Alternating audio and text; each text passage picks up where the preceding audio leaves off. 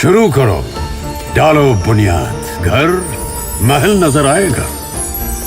Wonder लाइए, wonder अपनाइए, फर्क नजर आएगा। वंडर सीमेंट, फर्क नजर आएगा। नमस्कार, मैं हूं रविंद्र जैन और आप देखना शुरू कर चुके हैं सबकी खबर। आज एक बड़ी खबर है। बड़ी खबर मैं इसलिए बोल रहा हूं कि मध्य प्रदेश में भारतीय जनता पार्टी का जो संगठन है वो देश में सबसे मजबूत संगठन माना जाता है, क्योंकि मध्य प्रदेश एक ऐसी प्रयोगशाला है भारतीय जनता पार्टी की जहां से लगातार प्रयोग होते रहे हैं और वो सफल भी होते रहे हैं। आपने देखा मध्य प्रदेश में 29 की 29 सीटें जीतने का कीर्तिमान मध्य प्रदेश भारतीय जनता पार्टी ने बनाया लोकसभा में। लेकिन अब लोकसभा चुनाव के बाद पता नहीं मध्य प्रदेश भारतीय जनता पार्टी संगठन को किसकी नज़र लगी है कि लगातार कई जगह से आपसी फूट की खबरें आ रही हैं। इस तरह के समाचार आ रहे हैं कि यदि मध्य प्रदेश भारतीय जनता पार्टी संगठन में कहीं इस तरह की एक भी घटना होती थी तो संगठन उन्हें तत्काल प्रदेश कार्यालय बुलाते थे, यहाँ बुला के दोनों पार्टियों को बिठाते थे, आपस में समझौता कराते थे। लेकिन पिछले 3 महीने से हम देख रहे हैं कि संगठन ने खामोशी ओढ़ ली है। मध्य प्रदेश में कोई भी घटना हो जाए, किसी तरह की घटना हो जाए, संगठन कोई रिएक्ट नहीं कर रहा है। आखिर ऐसा क्यों? मैं उदाहरण बताता हूं। सबसे पहला उदाहरण इस समय जिस तरह का छतरपुर में चल रहा है। छतरपुर में भारतीय जनता पार्टी के नेता एक दूसरे के खिलाफ खुलकर मीडिया के सामने बयानबाजी कर रहे हैं, चाहे वो केंद्रीय मंत्री बीरेंद्र सिंह जी हों, चाहे उनका विरोध करने वाले मानवेंद्र सिंह जी और उनके बेटे कामाख्या सिंह हों जो अभी बीजेपी के विधायक हैं, चाहे पूर्व मंत्री और वर्तमान विधायक ललिता यादव हों। तो ये आपस में इस कदर बयानबाजी कर रहे हैं, ऐसा लगता है कि ये बीजेपी के नहीं एक दूसरे के दुश्मन बनकर काम कर रहे हैं। दूसरा हमने नर्मदापुरम में देखा। नर्मदापुरम में यहाँ जो मंत्री हैं, राज्य मंत्री हैं नरेंद्र शिवराज पटेल, उनका सीधा विवाद हुआ वहाँ के सांसद से। एक कार्यक्रम में जो इनविटेशन कार्ड छपे थे उसमें मंत्री जी का नाम नीचे और सांसद का नाम ऊपर हो गया। इसे इतना बड़ा इशू बना लिया गया है कि वहाँ खुलेआम बयानबाजी हो रही है। स्कूल को नोटिस दे दिया गया है और दोनों मतलब ऐसा लगता है कि सांसद और मंत्री दोनों में तलवारें खिंची हुई हों। तीसरा हमने सीपरी में देखा था। सीपरी के अंदर वहाँ एक जो भारतीय जनता पार्टी के जिला उपाध्यक्ष हैं दिलीप मुदगल, उनके मकान में कोई किराएदार थे, वो मकान खाली करना चाहते थे बगैर किराए दिए, लेकिन इसीलिए उन्होंने वहाँ ताला लगा दिया था। लेकिन भारतीय जनता पार्टी के विधायक प्रीतम लोधी पुलिस को लेकर पहुंचे और खड़े होकर उन्होंने ताले तोड़वाए और ताले तोड़वा के जो जिस व्यक्ति का जो किराएनामा है उसका वहाँ कब्जा दिलाया। क्या भारतीय जनता पार्टी के विधायकों को इतनी फुर्सत है कि वो इस तरह के विवादों में पड़े? और उनको पता था कि हमारी पार्टी का ये उपाध्यक्ष है। अब मैं एक और उदाहरण बता रहा हूं श्योपुर का। श्योपुर में मध्य प्रदेश भारतीय जनता पार्टी के उपाध्यक्ष हैं विजराज सिंह चौहान। विजराज सिंह चौहान ने खुलकर बयान दिया है कि श्योपुर नगर पालिका अध्यक्ष जो मैडम गर्ग हैं वो वहाँ कोई काम नहीं कर रही हैं, वहाँ गंदगी के ढेर लगे हुए हैं। तो अब गर्ग मैडम का भी बयान आ गया है और उनका कहना है कि ये विजराज सिंह चौहान वही है जो भारतीय जनता पार्टी की पीठ पे छुरा घोंपते रहे हैं। तो क्या भारतीय जनता पार्टी में इस तरह के बयानों की आप कल्पना कर सकते हैं? ये बयान चल ही रहे थे तब तक 2 मंत्रियों के बयान और हमारे सामने आए। एक आया है उदय प्रताप सिंह जी जो मध्य प्रदेश में शिक्षा मंत्री हैं। उनका कहना है कि मध्य प्रदेश में जो अतिथि शिक्षक हैं वो तो अतिथि हैं और अतिथि को एक ना एक दिन जाना पड़ता है। यानी जो बात मध्य प्रदेश सरकार को तय करना है, जो घोषणा मुख्यमंत्री को करना है, वो शिक्षा मंत्री जी कर रहे हैं। और क्या मध्य प्रदेश सरकार ने निर्णय ले लिया है कि अतिथि शिक्षकों को हटाना है? यदि निर्णय ले लिया है तो फिर भारतीय जनता पार्टी के तमाम नेताओं के बयानों का क्या होगा जिसमें उन्होंने कहा था कि हम अतिथि शिक्षकों के साथ न्याय करेंगे, उन्हें नौकरी दी जाएगी। ये तमाम सारी चीज़ें ऑन रिकॉर्ड है। लेकिन आज शिक्षा मंत्री का बयान निश्चित तौर पर परेशान करने वाला है। एक और मंत्री हैं जिन्हें आप उच्च शिक्षा मंत्री कहिए, पहले स्कूल शिक्षा मंत्री थे, आजकल उच्च शिक्षा मंत्री हैं इंद्रजीत सिंह परमार। उनका बयान आया है कि भारत की खोज वास्को डी गामा ने नहीं, भारत की खोज एक चंदन नाम के व्यापारी ने की है। अब चंदन नाम आप समझते हो कि वो इंडियन नाम है, भारतीय नाम है, और भारतीय व्यक्ति ही भारतीय खोज कैसे कर सकता है? वो कहते हैं हमें इसके शिक्षा में पढ़ाएंगे, लोगों के सिलेबस में शामिल करेंगे। तो ये जिस तरह की बयानबाजी चल रही है, जिस तरह मंत्री एक दूसरे के एक तरह से खिलाफ बयान दे रहे हैं, भारतीय जनता पार्टी के नेता एक दूसरे के साथ सिर्फ डबल कर रहे हैं, इन तमाम सारी चीज़ों पर संगठन की चुप्पी बहुत रहस्यमयी है। आखिर क्या कारण है कि संगठन मौन है? हमें एक और खबर हमारे सूत्र दे रहे हैं, हालांकि ऐसी खबरों का कोई आधार नहीं होता, कि इस समय बीडी शर्मा बिल्कुल अलग हैं और संगठन महामंत्री जो हितानंद शर्मा हैं वो बिल्कुल अलग हैं। इन दोनों के बीच में सामंजस्य की कोई ना कोई कमी है। भारतीय जनता पार्टी की लंबे समय तक रिपोर्टिंग करते रहे वरिष्ठ पत्रकार नीतेंद्र शर्मा जी आज मेरे स्टूडियो में हैं। हम उनसे समझते हैं कि वास्तव में इतना शानदार, इतना मजबूत संगठन भारतीय जनता पार्टी का, और ये जो सुर प्रडबल चल रहे हैं उसे संभालने की कोशिश क्यों नहीं हो रही है। 24 घंटे के अंदर पार्टी कार्यालय में बुला के समझाइश दी जाती थी, या खुलेआम एक दूसरे के खिलाफ बयानबाजी हो रही है और संगठन कोई ध्यान नहीं दे रहा है। नितिन जी, आपका बहुत बहुत स्वागत है। मैंने लंबी भूमिका बना दी क्योंकि जो घटनाएं हो रही हैं वो निश्चित तौर पे है भारतीय जनता पार्टी संगठन के लिए चिंताजनक होना चाहिए, लेकिन ऐसा लगता है कि बीडी शर्मा जी ने चुप्पी साध ली है कि जो होना है होने दीजिए, मौका आएगा तब देखेंगे। ऐसा पहली बार हो रहा है जब संगठन इन झगड़े में कहीं इंटरफेरेंस नहीं कर रहा है, बुला के समझा भी नहीं रहा है, और इससे पार्टी की बदनामी बहुत हो रही है। देखिए, जो बयान लगातार आ रहे हैं, देखा जाए तो बीजेपी में आमतौर पर ये होता है कि इस तरह के जो झगड़े हैं वो खुलकर कभी सामने नहीं आते। एक विधायक जो है वो प्रेस कॉन्फ्रेंस कर रहा है केंद्रीय मंत्री के खिलाफ, फिर केंद्रीय मंत्री कह रहा है कि बरैये के छत्ते में हाथ डाल दिया है। लेकिन इसके अगर आप मूल में जाएं तो मानवेंद्र सिंह कहाँ से आए थे? मानवेंद्र सिंह कांग्रेस से भाजपा में आए थे। वीरेंद्र खटीक जो हैं वो खाटी भाजपाई नेता हैं, संघ के जो है वो स्वयंसेवक भी रहे हैं। एक जैसे रीवा में झगड़ा चल रहा है इस समय जनार्दन मिश्रा का और सिद्धार्थ तिवारी का, यहाँ तक कि कल एक कार्यक्रम हुआ उसमें सिद्धार्थ तिवारी ने सांसद के फोटो भी नहीं लगाए। तो ये जो पूरा झगड़ा है, ये झगड़ा भी कैसा है? सिद्धार्थ तिवारी कहाँ से आए? कांग्रेस से आए, और जनार्दन मिश्रा जो है वो भारतीय जनता पार्टी के। ये जो भाजपा और कांग्रेस से जो भाजपा है, उन दोनों के बीच का जो टकराव देखने को मिल रहा है, सबसे मूल वजह यही है। अगर हम एक दो क्षेत्रों को छोड़ दें, जैसे होशंगाबाद में जो घटना हुई नर्मदापुरम में, वहाँ पर जो है वो सांसद का नाम ऊपर छप गया तो मंत्री जी नाराज हो गए एकदम से और उन्होंने स्कूल संचालक को नोटिस दिला दिया। लेकिन आम तौर पर वही बात है कि भारतीय जनता पार्टी में इस तरह की घटनाएं नहीं देखी जाती। कुछ चीज़ें मेरी जानकारी में हैं कि कुछ लोगों को समझाइश दी गई है, मानवेंद्र सिंह को भी शायद भाजपा कार्यालय बुलाया गया था और फटकार लगाई गई। लेकिन ये जो पूरी घटनाएं हुई हैं, इससे एक चीज़ साफ नज़र आ रही है कि भारतीय जनता पार्टी का जो, जैसे कहें कि 163 सीटें आ गई, फिर 29 सीटें आ गई, तो एक अपच है। जैसे कहते हैं ना, अगर आपको जब विपक्ष नहीं होता तो सत्ता पक्ष ही विपक्ष बन जाता है, वो स्थिति मध्य प्रदेश में दिखाई दे रही है कि भारतीय जनता पार्टी के नेता ही विपक्ष की भूमिका में कहीं ना कहीं दिखाई देने लगे हैं। और यही कारण है कि आप देखिए, एक घटना नर्मदापुरम में होती है, एक छतरपुर में होती है, एक विंध में होती है, रीवा में होती है, एक शिवपुरी में आपने बताई घटना, श्योपुर में जो है वो वहाँ भी वही बात है कि कांग्रेस से आए थे बृहस्पति सिंह जो है वो सिंधिया के साथ आए थे। 2-3 जगह जो है वो अभी खुलकर नहीं आया है सामने। जैसे ग्वालियर में भाई भारत सिंह कुशवाहा वर्सेस वहाँ के जो बाकी मंत्री हैं, जो सिंधिया खेमे के मंत्री हैं, प्रद्युम्न सिंह तोमर हों या भाजपा के ही नारायण सिंह कुशवाहा हों, जो अब सिंधिया गुट में दिखाई देने लगे। वहाँ आपने बात की है तो मैं बता देता हूँ, वहाँ प्रभारी मंत्री तुलसी सिलावट सिंधिया खेमे से हैं। वे ग्वालियर जाते हैं, कलेक्टर के साथ मीटिंग करते हैं, जो जिले की मीटिंग होती है, सिंधिया समर्थक शामिल होते हैं। मीटिंग करने के खत्म होने के 1 घंटे बाद भारत सिंह जी कहते हैं कि अब मैं मीटिंग लूंगा, और वे सांसद के रूप में भारतीय जनता पार्टी के पुराने लोगों को साथ बिठा के मीटिंग करते हैं। तो निश्चित तौर पे प्रशासन वहाँ बड़ा असहज महसूस कर रहा है। मैं वही स्थिति बता रहा हूँ कि एक्चुअली ये स्थिति है, जैसे ग्वालियर की बात आई, वहाँ भी ये स्थिति हो गई है। एक चुनाव जो विजयपुर में होने वाला है, तो विजयपुर में चुनाव लड़ रहे हैं रामनिवास रावत, और रामनिवास रावत के प्रभारी हैं चुनाव के एंदल सिंह कंसाना। मतलब भारतीय जनता पार्टी उस चुनाव में कहाँ गई, ये समझ में ही नहीं आ रहा है कि एंदल सिंह कंसाना जो 2020 में आए वो इलेक्शन इंचार्ज हैं, चुनाव लड़ कौन रहा है कि रामनिवास रावत लड़ रहे हैं जो अभी कांग्रेस से भाजपा में आए, तो भारतीय जनता पार्टी कहाँ है उसमें। तो ये जो स्थिति खड़ी हुई है, यही स्थिति मध्य प्रदेश में झगड़े बढ़ा रही है।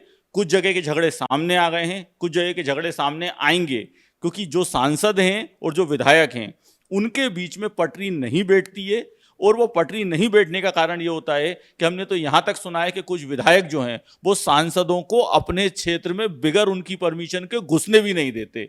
उन विधायकों का बिल्कुल क्लियर वो है कि सांसद तभी मेरे क्षेत्र में आएगा जब मैं परमिशन दूंगा। तो ये स्थिति बन रही है। लेकिन हाँ, भारतीय जनता पार्टी के संगठन में ये काम मूल रूप से देखा जाए तो संगठन महामंत्री होते थे, एक भूमिका होती थी, कृष्ण मुरारी मोघे थे, उसके बाद कप्तान सिंह सोलंकी रहे, माखन सिंह जी रहे, अरविंद मेनन रहे, सुहास भगत रहे, अब हितानंद शर्मा हैं। तो जो संगठन महामंत्री होता है उसका एक अपना रुतबा होता है, और ऐसे मामलों में संगठन महामंत्री जो हैं वो पर्दे के आगे रहने की जगह पर्दे के पीछे से ऐसे ही मामले निपटाते हैं कि आपस में कहीं कोई टकराव या कोई झगड़े की स्थिति ना बने। तो ये काम जो है, अगर भारतीय जनता पार्टी में इस तरह के झगड़े चल रहे हैं तो ये काम निपटाना पूरी तरह संगठन महामंत्री का काम है कि वो इन कामों को, इन झगड़ों को निपटाएं। वो एक इस तरह की खबर है, मैं पुनः बोल रहा हूं कि मेरे पास कोई पुष्टि नहीं है, कि कहीं ना कहीं बीडी शर्मा और हितानंद शर्मा के बीच में कुछ दूरी बढ़ी है इस दौरान। कारण नहीं पता है, ना इसकी पुष्टि है। आप चूंकि बीजेपी को लंबे समय से कवर कर रहे हैं, अंदर की बहुत सारी खबरें आप पे रहती हैं, क्या इन तमाम सारे विवादों के बाहर आने का कारण ये तो नहीं है कि अध्यक्ष और संगठन महामंत्री के बीच में जो एक ट्रेनिंग होना चाहिए उसका कुछ अभाव हो गया है?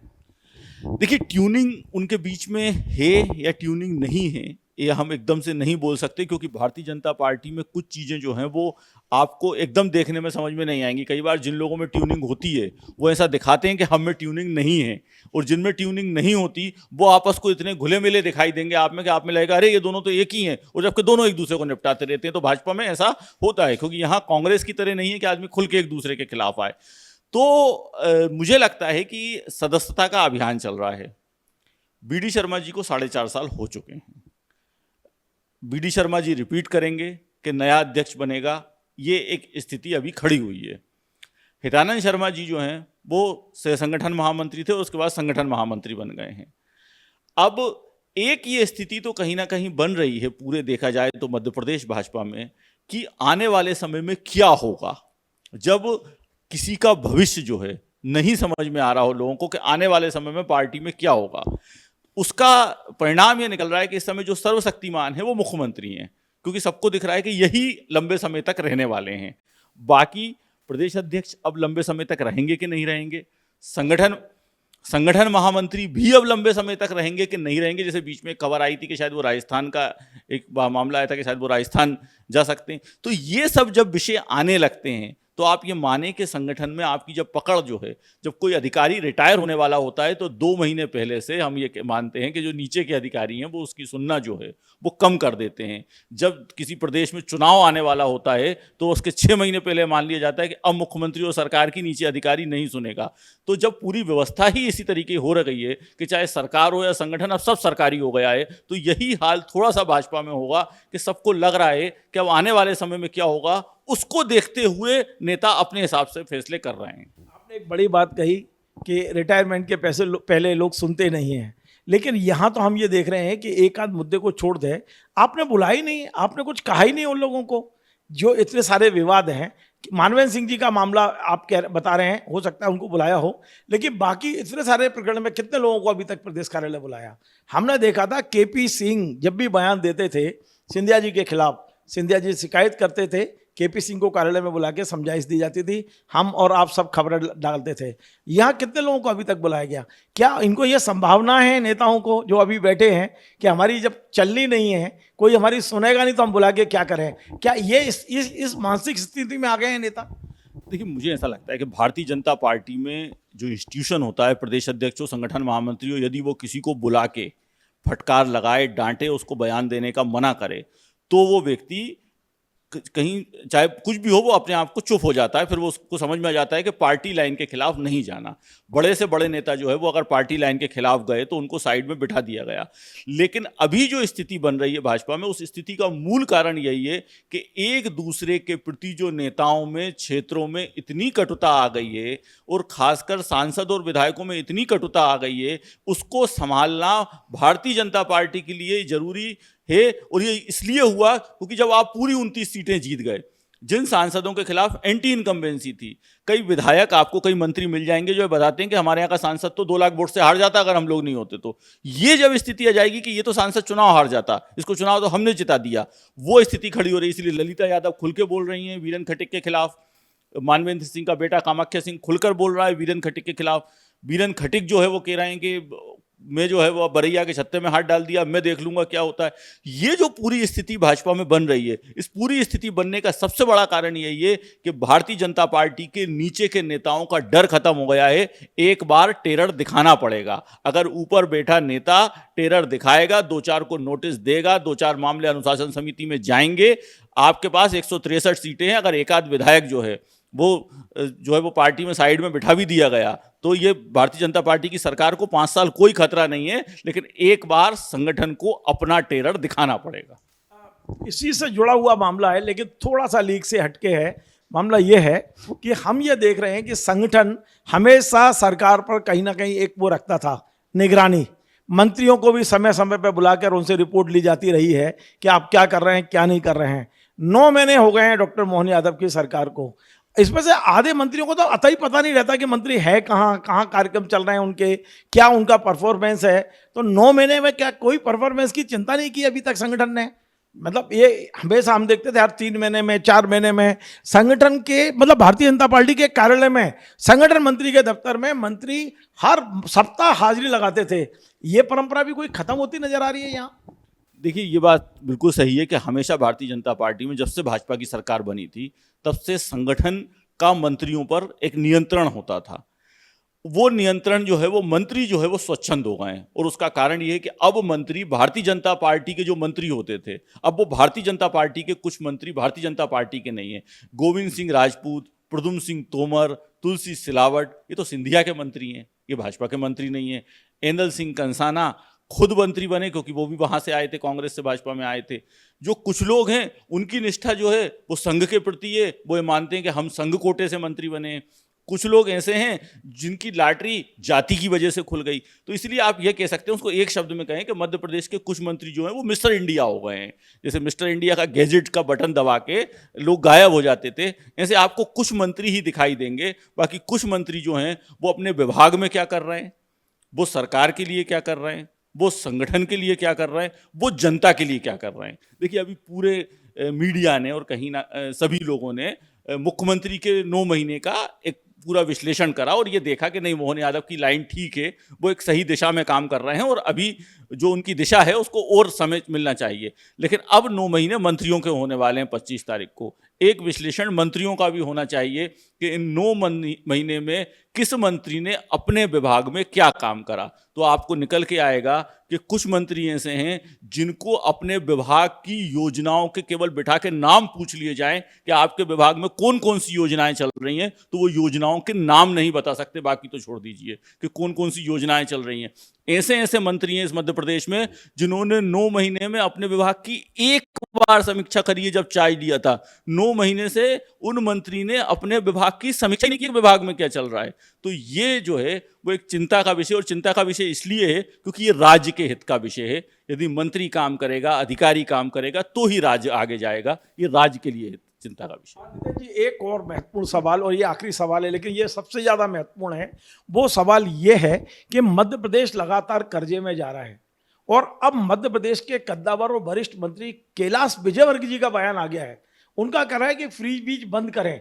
उनने तो समाज को आह्वान कर दिया है कि आप सरकारों की इन नीतियों के खिलाफ विरोध करिए, विरोध में सामने आइए। एक मंत्री जो सरकार में शपथ लिए बैठे हैं वो यदि जनता से आह्वान करते हैं कि सरकार की इन लोक लोहावन नीतियां जो हैं, जो सिर्फ वोट कमाने के लिए लागू की गई हैं, जिससे सरकारें नंगी हो रही हैं, ये शब्द था उनका कि सरकारें नंगी हो रही हैं, आर्थिक स्थिति खराब हो रही है, समाज के एक वर्ग को विरोध में खड़ा होना चाहिए। ये मंत्री का आह्वान है, ये उनका जो बयान है। मैं इसकी और समीक्षा चाहता हूं, आप सही तरह से समीक्षा कर पाएंगे कि आखिर कैलाश विजयवर्गीय को ये बयान क्यों देना पड़ा। क्या वाकई उनको ये पता है कि मध्य प्रदेश बहुत ज़्यादा गड्ढे में चला गया है और यदि मध्य प्रदेश को लंबे समय तक सर्वाइव करना है तो ये फ्री बीज से बाहर निकलना होगा? देखिए, कैलाश विजयवर्गीय का जो बयान है वो पूरी तरह सही है। सही इसलिए है क्योंकि वो जिस विभाग में हैं, जब वो अपने विभाग की समीक्षा करते होंगे, जब वो कहते होंगे कि रोड क्यों नहीं ठीक हुई, वो कहते होंगे कि ये पुल का प्रोजेक्ट क्यों नहीं बना, तो बहुत सारी बार ये सुनना पड़ता होगा कि साहब फाइनेंस से पैसा नहीं मिला, फाइनेंस ने पैसा रोक दिया है। आपको याद होगा जब उन्होंने चार्ज लिया था तो पहली बार फाइनेंस वालों को बुलाया था, जो एक लिमिट बना दी गई थी कि हर विभाग को कितना पैसा मिलेगा, तो कैलाश विजयवर्गीय ने फाइनेंस डिपार्टमेंट के लोगों को बुलाया था और उसके बाद नगरीय विकास विभाग की लिमिट खत्म की गई थी और एक अलग से आदेश निकला था कि नगरीय विकास विभाग को जो पैसा जो उनके बजट में है उसको खर्च करने की अनुमति दी जाती है। मतलब उनका ये दर्द है क्योंकि उनके विभाग में यदि वो कुछ करना चाहते होंगे, देखिए वो इंदौर के महापौर रहे, विजनरी व्यक्ति हैं। इंदौर में डेवलपमेंट की शुरुआत उन्होंने अपने महापौर काल से की। उसके बाद वो पहले भी जो है वो जब 2003 में मध्य प्रदेश में भाजपा की सरकार बनी तो वो सिंहस्थ के प्रभारी रहे। 2000 जो है वो जो दूसरा 16 का सिंगस्त हुआ उसमें भी वो पहले प्रभारी थे, फिर वो दिल्ली में राष्ट्रीय महासचिव होकर चले गए थे। अर्बन को समझते हैं, डेवलपमेंट को समझते हैं, और जब उनको बार बार ये सुनना पड़ रहा होगा कि पैसा नहीं है या दिक्कत आ रही है या इस प्रोजेक्ट में समस्या आ रही है, इसमें जो सेंट्रल के शेयर के बाद जो स्टेट का शेयर देना है उसमें समस्या आ रही है, प्रधानमंत्री आवास योजना में जो नगरीय मकान बनना है उसमें स्टेट अपना पैसा नहीं दे पा रहा, जब बार बार समीक्षाओं में बात आती होगी तो ये कहीं ना कहीं उनका दर्द था कि ये योजनाएं जो हैं वो डेवलपमेंट में बाधा बन रही हैं, इसलिए इस तरह की योजनाओं को बंद होना चाहिए और जनता को इसके खिलाफ आना चाहिए। तो कैलाश जी के इस बयान का कोई असर होगा आपको लगता है, या जैसा चल रहा है वैसा चलता रहेगा?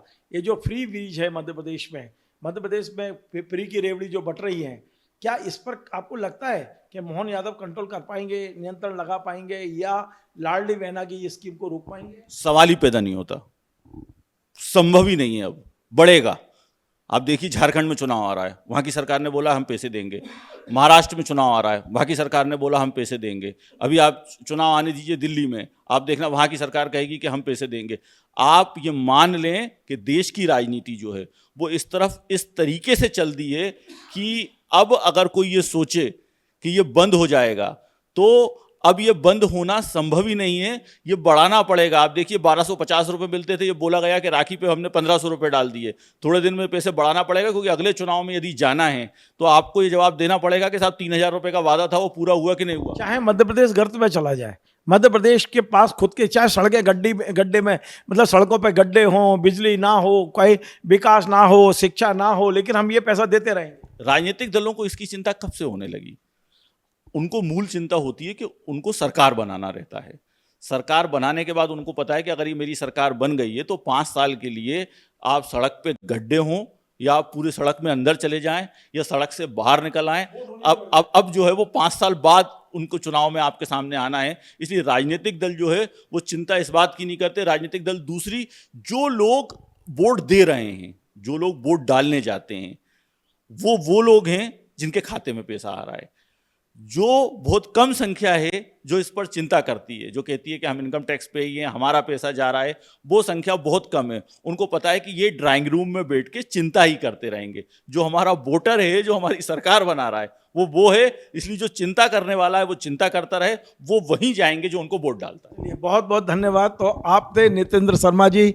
आज हमने एक इंटरव्यू में कई सारी ऐसे सवाल थे जिनका जवाब लेने की कोशिश की है, और बेबाकी तरीके से आज नितेंद्र जी ने तमाम सारे मुद्दों को, एक कह सकते हैं कि हमने एक तरह से डिकोड किया है। तमाम ऐसे सवाल जो जनता के मुद्दे दिमाग में उमड़ते हैं, जो भारतीय जनता पार्टी के नेताओं के कार्यकर्ताओं के दिमाग में उमड़ते हैं, उन तमाम सारे सवालों के जवाब आज नितेंद्र जी ने बड़ी बेबाकी से दिया है। हमारे इस इंटरव्यू को आप पूरा देखें, और आपको हमारा कार्यक्रम पसंद आए तो आप इसे शेयर करें, लाइक करें, कमेंट करें। आपसे बार बार निवेदन है हमारे इस चैनल को सब्सक्राइब अवश्य करें। धन्यवाद। शुरू करो, डालो बुनियाद, घर महल नजर आएगा।